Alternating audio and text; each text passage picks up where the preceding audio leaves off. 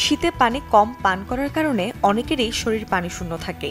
তাছাড়া শীতে বাতাসে আর্দ্রতা থাকে, আবার নোংরা থাকার কারণে বা খালি পায়ে হাঁটার কারণেও পা ফাটতে থাকে। পা ফাটলে গোড়ালিতে যন্ত্রণা হয়।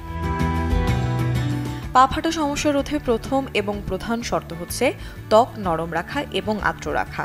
তাই শীতের সময় যা করতে হবে তা হলো খালি পায়ে না হাঁটা, আরামদায়ক নরম জুতো পরা, পর্যাপ্ত পানি পান করা, নিয়মিত পা মুছে কিছুটা ভেজে থাকা অবস্থায় লোশন বা ভ্যাসলিন ব্যবহার করা। ঝামা, পাথর বা পিউমিস পাথর দিয়ে পা ঘষে মরা চামড়া তুলে নেওয়া এবং পরে নারিকেল তেল মালিশ করা। সুতির মোজা পরে থাকা উচিত, এতে ঠান্ডা, ধুলাবালু, দূষণ থেকে পা ভালো থাকবে।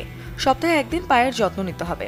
আধা বালতি কুসুম গরম পানিতে 1 চিমটি লবণ দিয়ে সেখানে পা আধ ঘন্টা ডুবিয়ে রাখলে বেশ আরাম পাওয়া যায়। সমপরিমাণ গ্লিসারিন এবং গোলাপ জলের মিশ্রণ ফাটা স্থানে লাগিয়ে সারা রাত রেখে দিন। এতে পা ফাটা এবং ব্যথা কমবে। গ্লিসারিন ত্বক নরম রাখে। অন্যদিকে গোলাপ জলে আছে vitamin A, B3, C, D ও E। আরও আছে অ্যান্টিঅক্সিডেন্ট, অ্যান্টিসেপটিক এবং অ্যান্টি ইনফ্লেমেটরি উপাদান। মূর্ছনা ঐশী, চ্যানেল 24।